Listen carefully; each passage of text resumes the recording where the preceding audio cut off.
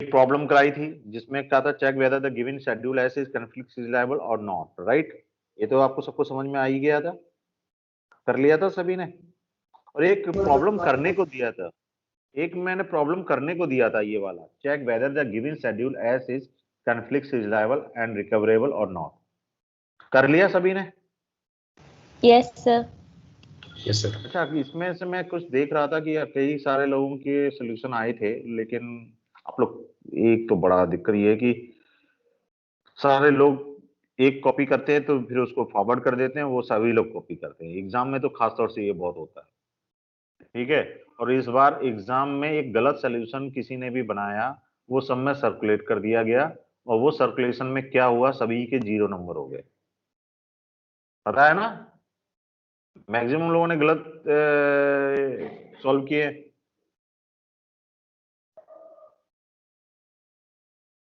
दिखाऊं मैं तुम लोगों को अपनी, आप लोगों की कॉपी क्या किया है?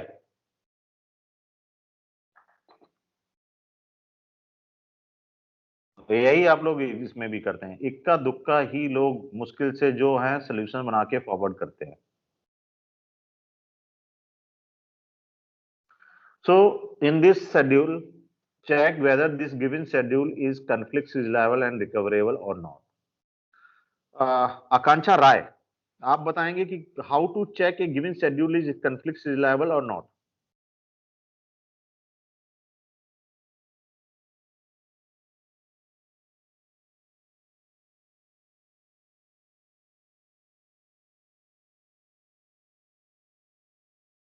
हैं आप? Yes sir. बताइए बेटा, कैसे conflict serializability चेक करते हैं?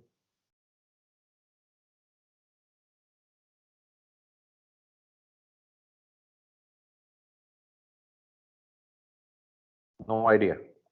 No sir. अब्दुल समद, क्या नाम है? Yes sir. हाँ बेटा बताओ, आप कैसे कोई भी conflict serializability चेक करते हैं? No idea. कॉन्फ्लिक्ट सीरियलाइजेबिलिटी के चेक करने के लिए सबसे पहले काम करते हैं कि कॉन्फ्लिक्ट इंस्ट्रक्शंस क्या हुआ, उनको पता करते हैं। कॉन्फ्लिक्ट इंस्ट्रक्शंस क्या होती हैं? दो करस्पॉन्डिंग ट्रांजैक्शन के बीच में इंस्ट्रक्शंस जो कॉन्फ्लिक्ट हो तब होती है जब आपकी एक, एटलीस्ट एक इंस्ट्रक्शन आपकी राइट ऑपरेशन कर रही हो, ठीक है। तो बताइए, जैसे यहाँ T1 T2 T3 T4 transaction थे, तो T1 ने सपोज ये WX परफॉर्म किया है, T2 ने यार RX परफॉर्म किया है इससे पहले, और T3 ने यहाँ पे WX परफॉर्म किया है। तो बताइए इस WX T1 के लिए, क्या ये, अगर हम इन दोनों के बीच में कंपेयर करें WX एंड RX इंस्ट्रक्शंस, जो कि T1 और T2 ट्रांजैक्शन के बीच में, क्या कोई कंफ्लिक्टिंग है? कंफ्लिक्टिंग कब बनती है? जब one of the statement is write operation. तो यहाँ पे राइट ऑपरेशन हो रहा है, ठीक है। तो T1 एंड T2 के बीच में आपकी RX और RWS के बीच में क्या हो रहा है? कन्फ्लिक्शन हो रहा है, ठीक है। तो कन्फ्लिक्शन किसमें कि T2 T1 read the instruction, right the instruction which is read by T2 transaction, so T2 to T1 is there. Similarly यहाँ पे देखिए T3 ट्रांजेक्शन WX परफॉर्म कर रहा है X डेटा आइटम के ऊपर, यहाँ T2 transaction read operation perform कर रहा है X के ऊपर, तो यहाँ पे भी एक आपकी कन्फ्लिक्शन बन रही, क्योंकि one of the instruction is right.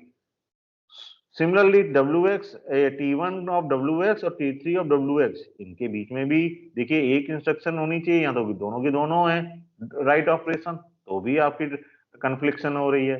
तो हम इस तरह से सारे के सारे कन्फ्लिक्टिंग इंस्ट्रक्शंस को देखते जाते हैं, ठीक है, और उनको नोट डाउन कर लेते हैं। तो हमारे जो कन्फ्लिक्टिंग इंस्ट्रक्शंस आ रहे हैं, देखिए R2X W3X, यानी R2 मींस T2 ट्रांजैक्शन का रीड ऑपरेशन और T3 ट्रांजैक्शन का राइट ऑपरेशन के बीच में कन्फ्लिक्शन है, ठीक है। और ये देखिए T3 बाद में परफॉर्म हो रहा है, T2 पहले, तो T2 to T3 is dependency in that.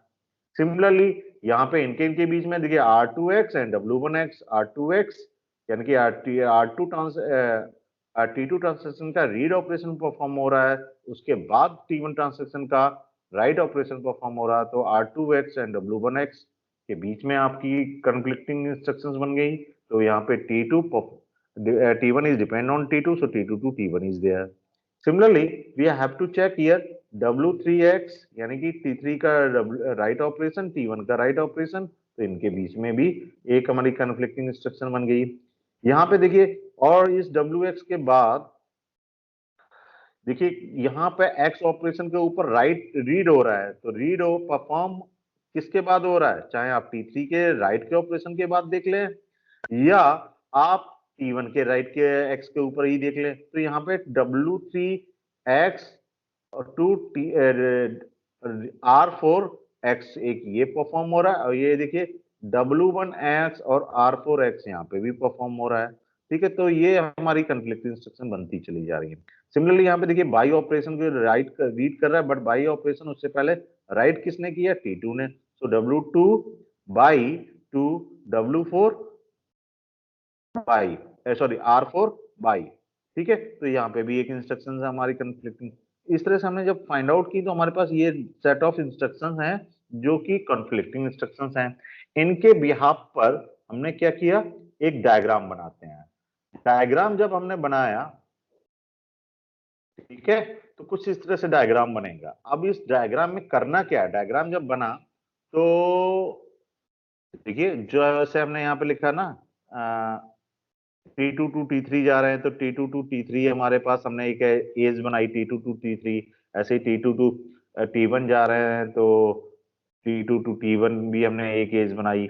T2 to T1 जा रहे हैं तो T2 टू T1 एक एज हो गई। इस तरह से सारे हमने एजेस इसमें कंप्लीट किए।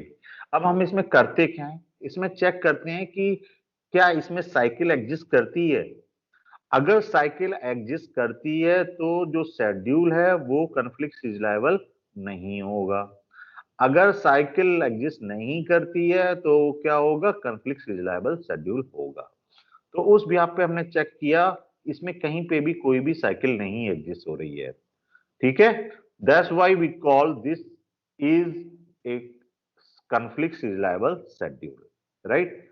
सो when we check the recoverability, every conflict serializable schedule is recoverable। ध्यान रखिएगा, इंपॉर्टेंट पॉइंट है, every conflict serializable schedule is recoverable। so here we call this schedule is a recoverable schedule, right। अब बात आती है कि what is the order in which you can sort this transaction to find a serial schedule, कि किस तरह से हम टोपोलॉजिकल ऑर्डर में सॉर्टिंग करें कि ये जो शेड्यूल है वो सीरियल शेड्यूल बन जाए। तो देखिए यहां पर क्या हो रहा है कि T2 is reading first, right, and then we have to execute T3 or we can execute T1, then we can go with the T4, right। so T2 T3 T1 T4, so this is the topological order by which you can get a non-serial schedule to a serial schedule, right। so finding the serialized schedule, हाँ बताओ बेटा। Sir ये T1 से T4 क्यों है जी sir, ये दोनों तो नॉन कन्फिक्टिंग है। T1 से T4 क्यों है, सी बेटा, sir. T1 perform read operation over which date item, sir X. इससे पहले किस किस ट्रांजैक्शन ने परफॉर्म किया है और क्या किया है, सर पहले T1 ने किया है राइट, और T3 ने राइट किया। तो यानी कि T1 के बाद ही राइट हो रहा है ना इस एक्स को, यानी कि T4 transaction read A x value which is produced by T1 और T3। Yes sir. ठीक है, सारे ट्रांजैक्शन आइसोलेशन में वर्क करते हैं, ये तो पता ही है। यस T1 को ये नहीं पता T2 क्या परफॉर्म कर रहा है या T3 क्या परफॉर्म कर रहा है या T4 क्या परफॉर्म कर रहा है। T4 को ये नहीं पता T2 T3 T1 क्या परफॉर्म कर रहे हैं।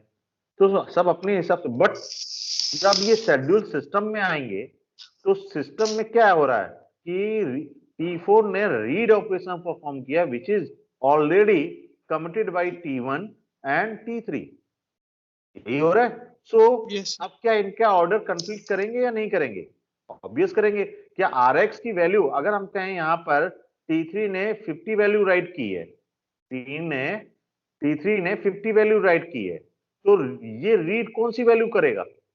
50। यानी कि क्या हम इससे पहले कर सकते थे रीड? No sir. नहीं है। तो ये ऑब्वियस है, यहां पर डिपेंडेंसी हो रही कि जो कंफ्लिक्टिंग हो रही, we can't swap these two instructions. यहाँ पे हम इनको स्वैप नहीं कर सकते कि RX पहले कर ले फिर WX करे। तो ये T3 जब परफॉर्म कर लेगा उसके बाद ही तो RX होगा यस यस T4 का। तो यहाँ पे ये बात समझ में आ रही कि T3 और T4 में क्यों हो रहा है और T1 एंड T4 में क्यों हो रहा है। Yes sir. क्लियर है? यस। गुड। नाउ जब भी हम कभी किसी भी नॉन सीरियल शेड्यूल को हम जब सीरियल शेड्यूल में कन्वर्ट करते हैं तो हम एक ऑर्डर डिफाइन करते हैं कि in this order we can get the serial schedule, right? So this ordering is done by the topological sort. तो हम जो प्रेसिडेंस ग्राफ बनाते हैं उसी के बिहाफ पर हम अपना ऑर्डर सेट करते हैं। For example,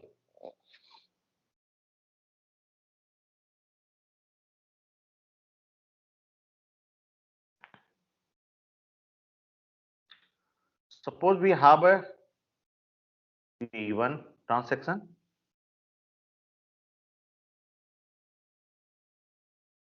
then we can perform T2 transaction, and there is also one of the transaction that is T3, and we have one more T4, right? So these are the number of transactions we have in a schedule. But the dependency, we say the precedence graph shows that like this: T1, then T3, right? Then T4, like this. So it is a kind of a conflict serializable schedule, right? Now, what is the order in which we can get a serial schedule? क्या order होगा बताएंगे आप लोग? क्या इसका topological order होगा? सबसे पहले कौन सा परफॉर्म होगा इसमें? T1। अभी यहाँ पे देखिए T2 and T3 can be done in parallel. So either you can execute T2 first or you can execute T3 first. See, T1 can be executed or T3 can be executed after the T1. Sorry, T2 and T3. Now, after T2 and T3, so you can do after T2 then T3, और यहाँ पे क्या हो जाएगा? T3 then T2, because T4 is executing after performing all these operation of T2 and T3. So here T4 is there, and also after that is T4 is there. So this is called the topological sorting of the transactions. क्या कहलाएगा? Topological sorting. ये बात clear हो रही है कि क्या है ये? कि जो आपके ट्रांजैक्शंस आपके एग्जीक्यूट कर रहे हैं पैरेलल में और नॉन सीरियल, सो अगर हम कोई एस शेड्यूल था उसको अगर हमने सीरियल शेड्यूल के इक्विवेलेंट फाइंड आउट किया है एस डैश के, what the order you can get, that is done using the topological sorting, right? Now come to the next, that is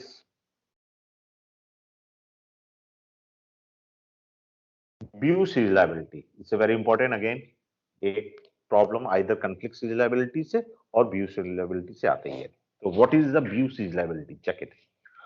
So let S and S dash be two schedule with the same set of transactions, right? दो schedule हैं S and S dash और उनमें जो set of transaction है वो भी similar है, right? S and S dash are view equivalent if the following three conditions are met for each data item Q, right? What are those conditions? First condition is if in schedule S transaction Ti reach the initial value of Q, then in schedule S dash also transaction Ti must reach the initial value of Q. What is the meaning of this? That means if we have S schedule and S dash schedule, right? In both the cases, in both the schedule, your initial read on the data item must be same. Clear this point? यानी कि अगर S schedule किसी Q data item को initially read कर रहा है bye ये transaction Ti, ध्यान रखिए कोई ट्रांजैक्शन Ti अगर किसी एक डाटा आइटम क्यू को रीड कर रहा है एस शेड्यूल में, तो एस डेस शेड्यूल में भी वही transaction T I read the initial data item of Q, right? So what is the meaning in that? Initial readers must be same for all the data items. Clear this point? Initial readers must be same for all the data items. जब हम view equivalent find out करते हैं S और S dash के बीच में, तो initial reader जो जिस ट्रांजैक्शन ने इनिशियली रीड किया है किसी भी डेटा आइटम को, तो एस डैश शेड्यूल में वही ट्रांजैक्शन इनिशियल रीड करेगा, ठीक है? Second, if in schedule as transaction ti execute read queue and that value was produced by transaction tj, then in schedule as dash also transaction ti must read the value of q that was produced by the same write queue operation of transaction ti. What is the meaning of in this rule? Basically अगर S schedule है तो S schedule में अगर किसी transaction ने आपकी read की है वैल्यू जो कि किसी अनदर ट्रांजैक्शन ने राइट की है, means there is a some write then read operation in a schedule S. Clear this point? कि अगर किसी ट्रांजैक्शन ने एस शेड्यूल में अगर कोई value data item value Q को रीड किया है जो कि previously produced by any other transaction in the same schedule, right? तो जो एस डैश शेड्यूल है उसमें भी उसी तरह से परफॉर्म होना चाहिए कि जो टीआई ट्रांजैक्शन है वो रीड करे जो टीजे ट्रांजैक्शन ने राइट की है. What is the meaning in that? That means right read, जो राइट कर रहा है उसके बाद जब रीड कर रहा है right read sequence must be maintain और must be same in that. So here thumb rule is that means write read sequence must be same, right? That is also called the update rule कि जो update किया हुई value को read किया है schedule S में वही S dash में भी उसी तरह से अपडेट की हुई वैल्यू को ही रीड करे transaction. Now and last rule in that is the transaction that perform the final write queue operation in a schedule S must also perform the final write queue operation in a schedule S dash. What is the meaning in that? That means you have to perform the same write queue operation. That means final जो आपकी write queue operation होना चाहिए वो must be same. Clear this point? Final write queue क्या होना चाहिए? Same होना चाहिए for all the data item. 3 rule है. कौन कौन से हैं? सिंपल टर्म्स में समझ लीजिए. पहला रूल इनिशियल रूल, पहला है कि initial read must be same. Initial read जिस ट्रांजैक्शन ने जो डेटा आइटम पहले रीड किया वही दूसरे शेड्यूल में भी सेम रीड होना चाहिए, ठीक है? सेकेंड रूल कहता है कि राइट रीड ऑपरेशन का सीक्वेंस बिल्कुल सेम होना चाहिए. राइट और रीड, राइट के बाद अगर रीड आ रहा है तो वही उसी सीक्वेंस में आना चाहिए, ठीक है? और थर्ड रूल क्या कहता है? थर्ड रूल कहता है final write must be same. Final right, जो फाइनल राइट होगा वो भी सेम होना चाहिए, सेम ट्रांजैक्शन के through, right? Now see here I am just giving one example. Let this is example.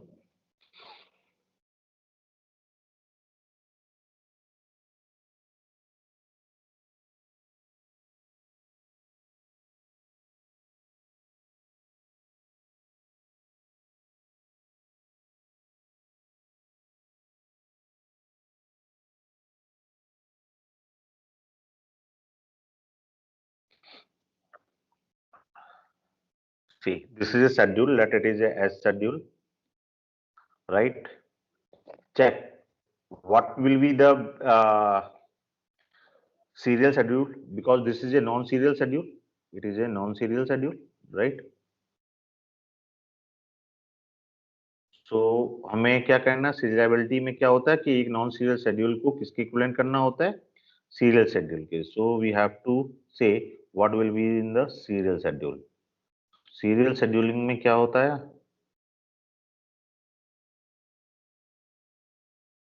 Late it is, देखिए यहाँ पे रीड पहले कौन कर रहा है, T1 ट्रांजेक्शन, तो T1 ट्रांजेक्शन रीड परफॉर्म करेगा, राइट। तो रीड ए, तो हम इसका जो सीरियल शेड्यूल बनेगा वो क्या बनेगा वो देख लीजिए पहले। रीड ए, राइट बी, ध्यान दीजिएगा, रीड ए, उसके बाद में ये इंस्ट्रक्शन हमने कहा कि ये पहले एग्जीक्यूट हो जाए, फिर ये T2 एग्जीक्यूट करे, फिर T3 एग्जीक्यूट करे, फिर T4। तो रीड सारी इंस्ट्रक्शन पहले, रीड और राइट इसकी T1 कंप्लीट हो गया यहाँ पर, ठीक है। T2 ने एग्जीक्यूट किया रीड ए, ठीक है, देन राइट बी, ओके। अभी हम बाद में कंडीशन अप्लाई करते हैं, पहले हम देख लेते हैं क्या आपका सीरियल शेड्यूल क्या बन रहा है। ये T3 शेड्यूल है, इसने भी रीड ए किया, देन राइट ए, सॉरी राइट बी, इसके बाद रीड ए और राइट बी। चलिए ये किस टाइप का शेड्यूल है, let it is S dash schedule. तो एज डैश शेड्यूल किस टाइप का है, it is a serial schedule, because here all operations of transactions are executed one after one, right? पहले T1 कंप्लीट करेगा, फिर T2 करेगा, फिर T3 करेगा, फिर T4। so this is kind of a serial schedule, so it is a serial schedule, right? now क्या ये दोनों शेड्यूल व्यू सी इक्विवेलेंट हैं, क्या ये दोनों शेड्यूल एक दूसरे के व्यू इक्विवेलेंट हैं, यानी कि S is view equivalent to S dash, S is view equivalent to S dash. So how we can check as per this condition given by the view serializability? See, first condition क्या थी, पहली condition क्या थी, initial read. पहली condition है कि initial read,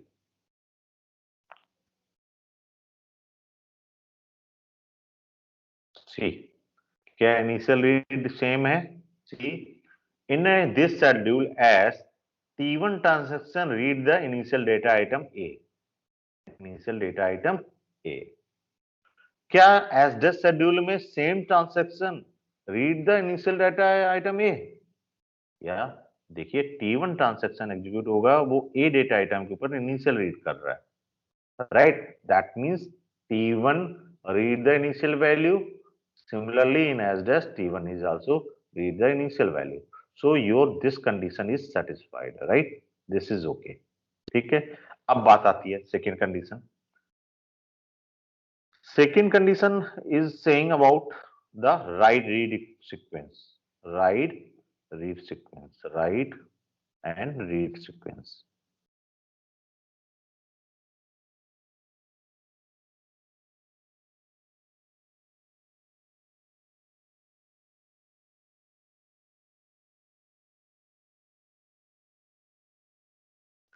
So see here in the as schedule,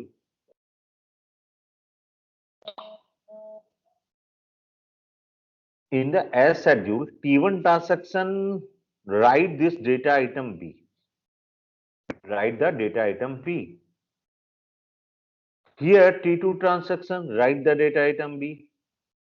But before that क्या कोई और ट्रांजेक्शन रीड कर रहा है, या ये ट्रांजेक्शन भी रीड कर रहा है, यहाँ पे ये ट्रांजेक्शन भी रीड कर रहा है, यहाँ पे ये ट्रांजेक्शन भी रीड कर रहा है, but overall all these data items are different with this, क्योंकि यहाँ पर ए डेटा आइटम है, यहाँ पर बी डेटा आइटम है, ठीक है, ए डेटा आइटम है, यहाँ पर बी डेटा आइटम है। यानी कि अब क्या है कि ये बी पहले परफॉर्म कर सकता है, क्योंकि ये दोनों डिफरेंट है, सीक्वेंस चेंज हो सकता है, ये यहाँ पे आ सकता है इस जगह, ये आपका नीचे आ सकता है इस जगह, ठीक है। तो जब ये हमारा स्वैप, क्योंकि both are the different, there is no conflicting in this, right, so there may be okay, because write read हमें कौन सा ऑपरेशन चेक करना था, हमें चेक करना था राइट एंड रीड के लिए।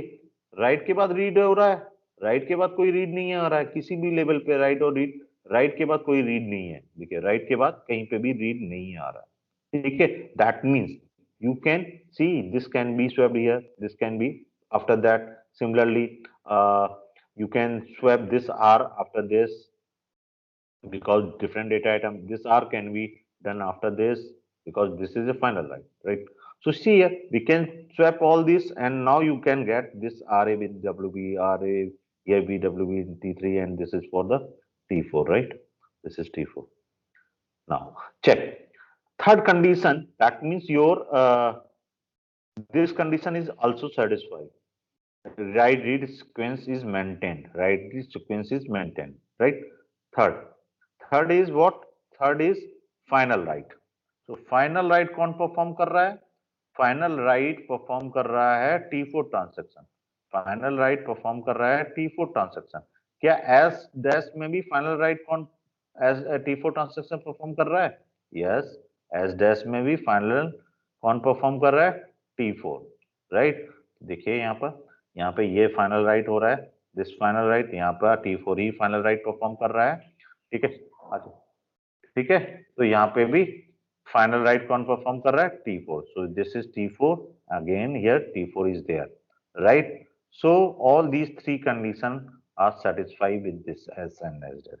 That's why we call S and S dash are view equivalent to each other. S and S dash are view equivalent to each other. Hence, S is a view serializable schedule. S is called view serializable schedule. क्या कहलाएगा? View serializable.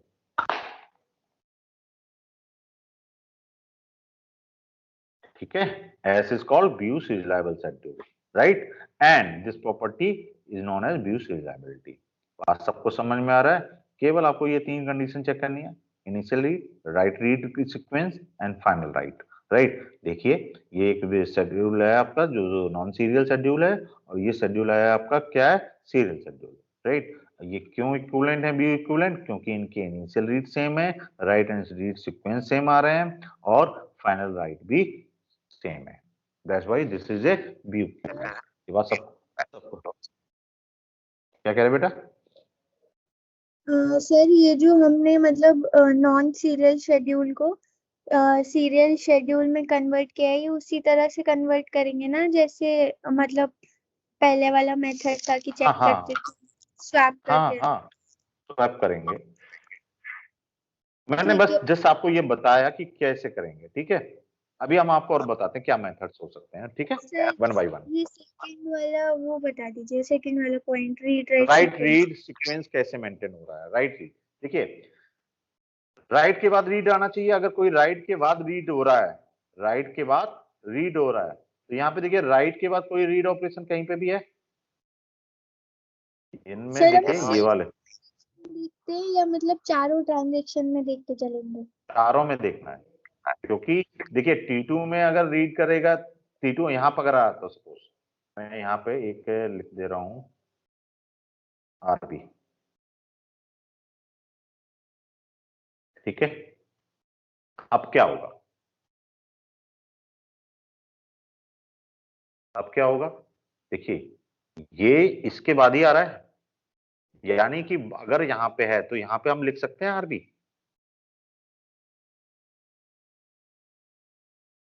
ठीक है,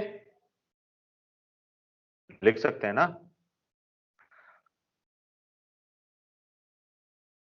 देखिए WB हमने यहाँ RB लिखा है, एक नया हमने इंस्ट्रक्शन देंगे, इसने रीड की डेटा वैल्यू B को, बट रीड आफ्टर दैट कि रीड B जो WB है उसने रीड राइट पहले कर दिया है रीड B, तो यहाँ पे देखिए सीक्वेंस, यहाँ पे भी हमने जब किया तो राइट B पहले किया, उसके बाद ही रीड B हो रहा है, तो यहाँ पे भी मेंटेन हो रहा है।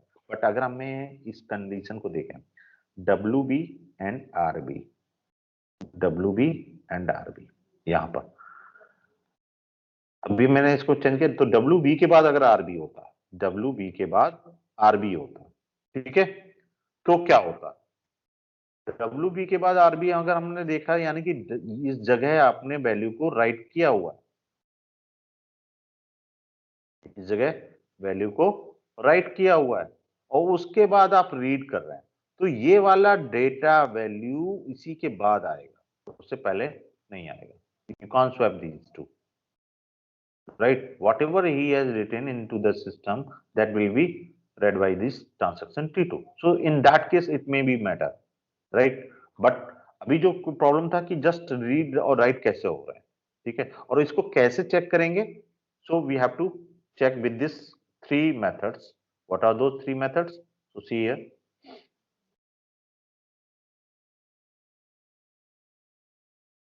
Checking whether a schedule is view serializable or not.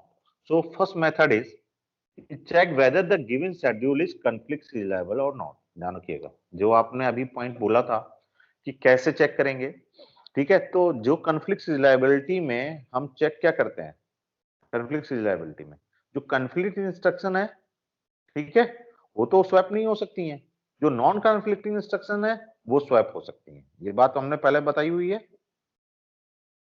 Conflict instruction yes swap नहीं होंगी, बट नॉन कॉन्फ्लिक्टिंग स्टेप्स हैं वो इंस्ट्रक्शन स्वैप हो जाएंगे, ठीक है। तो जो अगर हमने जब प्रीवियस एग्जांपल में मैंने आरबी लिख दिया है, तो वहां पे देखिए कॉन्फ्लिक्टिंग इंस्ट्रक्शन बन रही है W2 T2 एंड T3 के बीच में। ये देखिए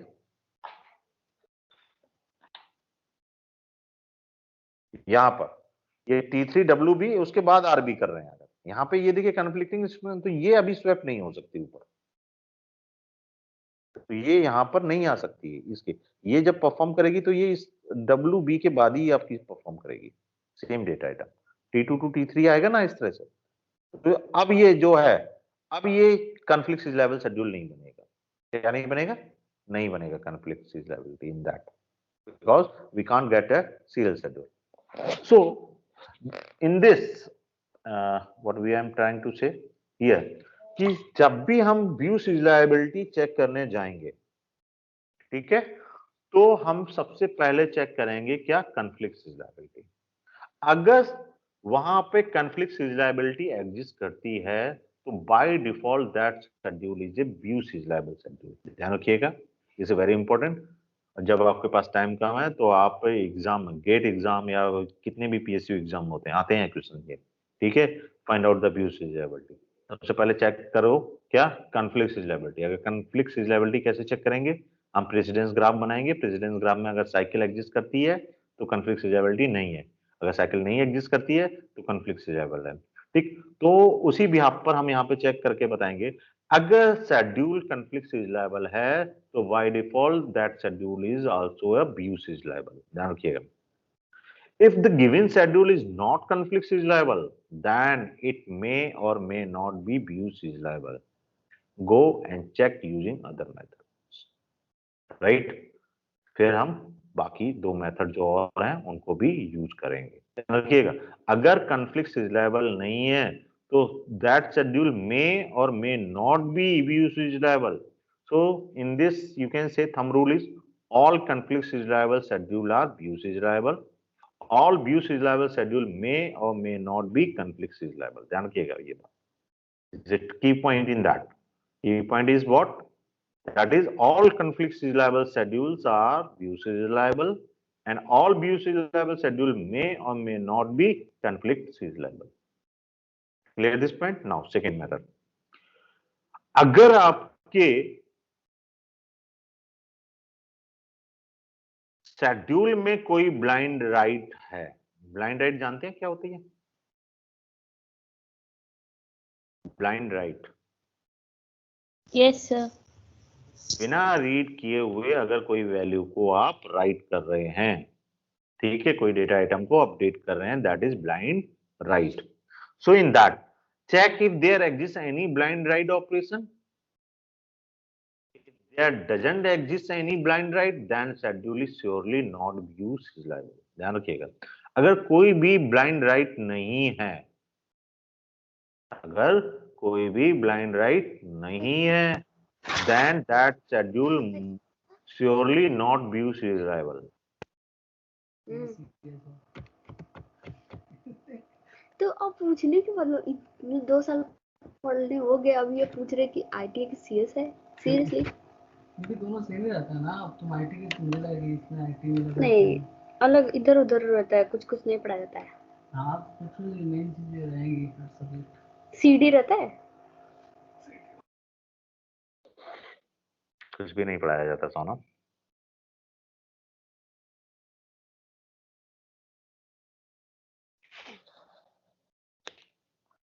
If there exists any blind write, ध्यान रखिएगा, अगर उसमें ब्लाइंड राइट है तो ये जरूरी नहीं है कि वो शेड्यूल व्यू सीरियलाइजेबल है या नहीं है। फिर से ठीक है, if there exist any blind write then the schedule may और may not be view serializable. Go and check using other methods. So what are those methods? So in that case, the method is what? Again, for checking any view serializability in this method, we have to try finding a view equivalent serial schedule. And how to get this view equivalent serial schedule? This can be done using the three conditions. That means we have to maintain the initial write, we have to maintain the final write, we have to maintain the write read sequence. These three conditions, if satisfied, then we can find a view equivalent schedule. And we draw the diagram or dependency diagram. If there exists no cycle in the graph, then the schedule is view reliable, otherwise it is not.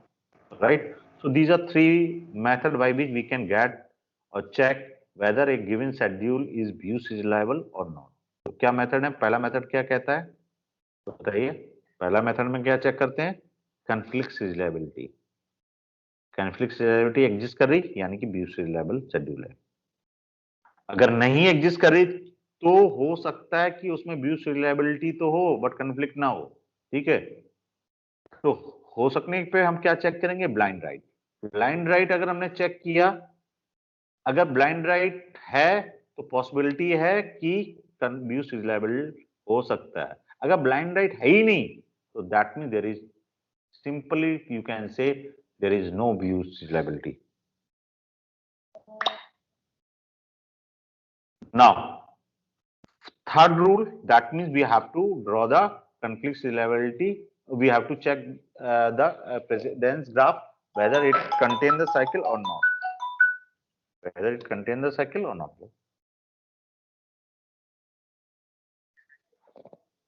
Now, see, using these three, there is an example. Check this. That is already discussed in that.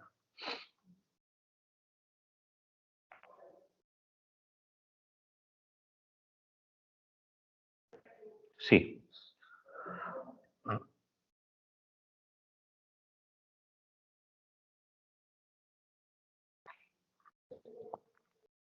tell me whether this schedule is view serializable or not.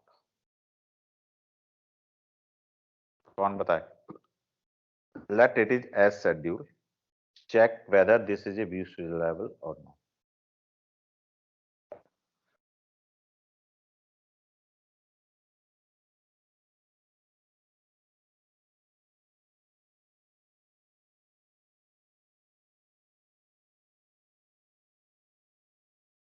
बताइए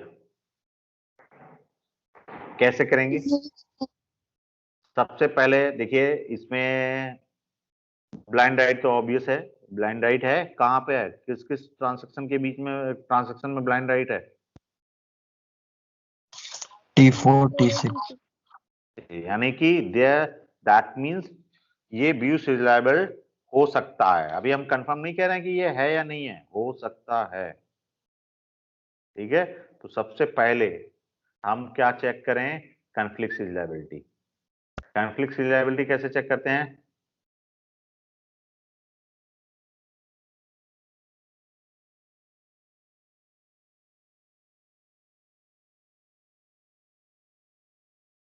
बताओ सोनम हो?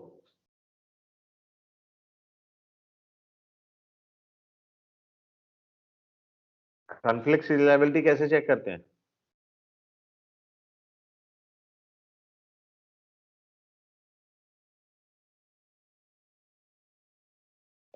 कोई बताओ क्या करेंगे conflict serializability के लिए? सबसे पहले कॉन्फ्लिक्टिंग एक्शंस।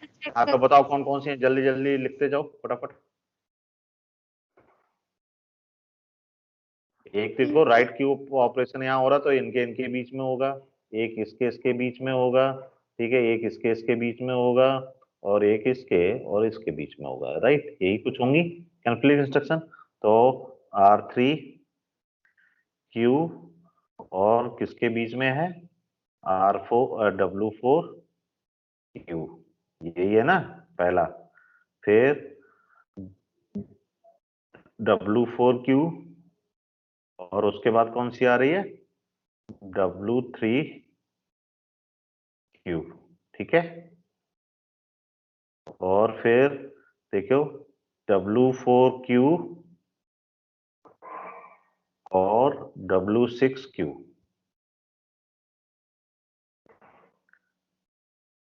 ठीक है। और कहाँ W3Q और W6Q, ये हमारी कन्फ्लिक्टिंग इंस्ट्रक्शंस आ रही हैं, ठीक है।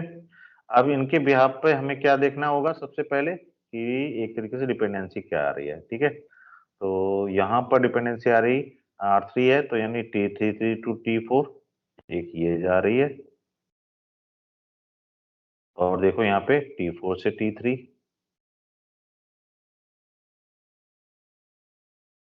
यहाँ पे T4 से T6,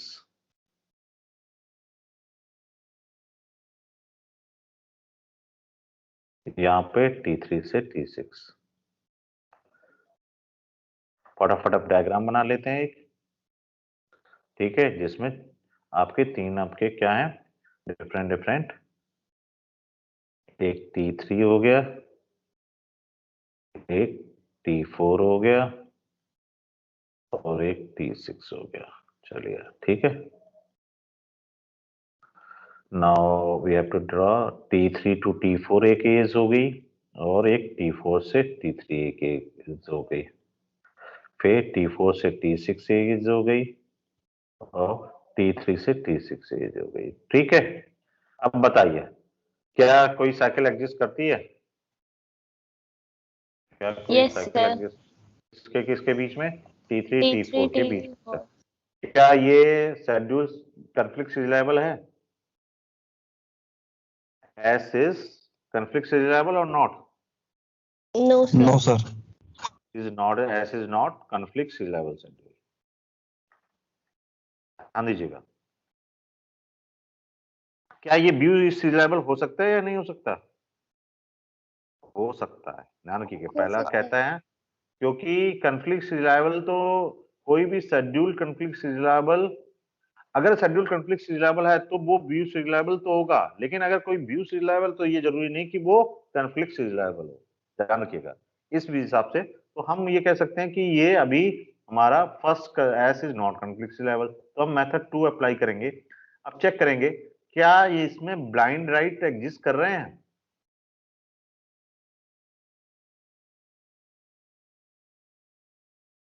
Yes, sir. Is there any blind write. Blind write नहीं होते तो हम डायरेक्ट कह देते कि ये व्यू सीरियलाइबिलिटी नहीं है। तो यहाँ पर आपके पास है क्या, यस, यहाँ ब्लाइंड राइट, ठीक है। तो यानी कि फिर से हम जाके चेक करेंगे क्या, थर्ड में, अब थर्ड में केस में क्या था, ये भी एग्जिस्ट हो गया। थर्ड केस क्या था कि एज पर द व्यू इक्विवेलेंट, क्या चेक करेंगे क्या ये व्यू इक्विवेलेंट है कि नहीं है। तो व्यू इक्विवेलेंट में क्या होता है, तीन कंडीशन होती हैं व्यू इक्विवेलेंट के लिए, क्या बताइए पहली तीन कंडीशन कौन कौन सी। पहली व्यू इक्विवेलेंट में पहला क्या होना चाहिए, इनिशियल रीड, पहला क्या होना चाहिए था, इनिशियल रीड। तो हम इसका व्यू इक्विवेलेंट फाइंड आउट करें तो इनिशियल रीड के केस में अगर हम शेड्यूल बना रहे हैं, ये हो गया T3, ये हो गया T4 एंड ये हो गया T6। चलिए initial read is done by T3, तो यहाँ पे रीड क्यू कर लेते हैं। चलिए यहाँ पे R क्यू कर लिया, फाइन ऑब्वियस। चलो हमने एक शेड्यूल बनाना, T3 अभी कर रहा है रीड, ठीक है। Final right done by right Q, right final right done by T6, तो T6 फाइनल राइट कर रहा है, ठीक है। ये दोनों ही कंडीशन जो थी इसकी, सेकेंड एंड थर्ड कंडीशन जो है ये फाइनल राइट वाली, ये दोनों तो सेटिस्फाई हो रही हैं अभी, हो रही नहीं हो रही। जो ट्रांजैक्शन वहां पर फाइनल कर रहा है वही इसमें भी कर रहा है,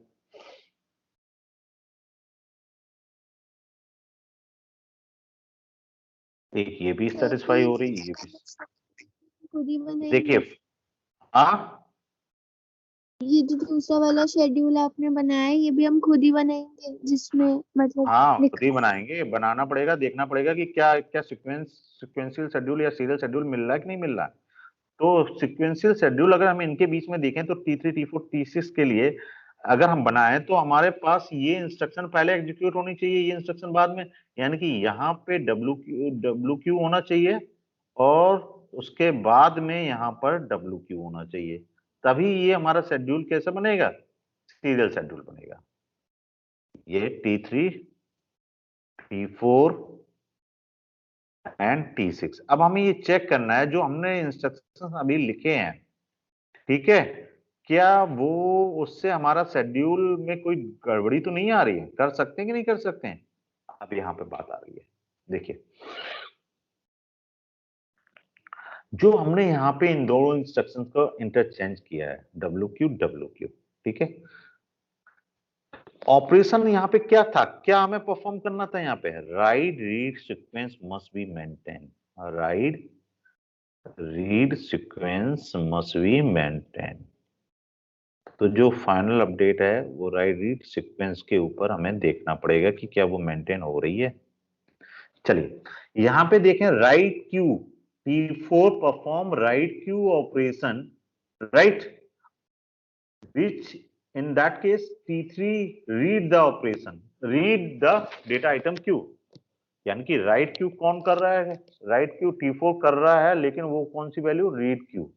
अब इसने क्या किया, इसने कोई भी वैल्यू रीड की, ठीक है, अगर सपोज यहाँ 100 भी होता, ठीक है, इसको अगर कोई वैल्यू अपडेट करके इसकी 200 करनी थी, कर दी, किया जा रहा है। फिर इसने परफॉर्म किया, जो भी वैल्यू थी इसने 300 कर दी, ठीक है, सपोज उसने क्या किया, इस राइट क्यू ने 300 कर दी क्यू की वैल्यू, और इसने फाइनल क्या कर दी, सपोज हम कहें इसने 600 कर दी, ठीक है, रीड 100, एक्चुअल वैल्यू कितनी थी 100, तो इस ट्रांसैक्शन में भी इसने 100 ही रीड की होगी, ठीक है भाई, एस डैश ने भी तो रीड 100 ही की होगी, ठीक है। फाइनल कितनी वैल्यू आ रही है, फाइनल आ रही 600, फाइनल वैल्यू यहाँ पे कितनी आ रही है, देखिए इसने राइट की, तो राइट जब इसने की तो इसने यहाँ पे 300 कर दी, ओके, इसके बाद सीक्वेंस ये T4 ने परफॉर्म किया, इसने इसकी वैल्यू को 200 राइट कर दिया, ठीक है, कोई दिक्कत नहीं, बट जब T6 ने परफॉर्म किया उसने 600 राइट कर दी।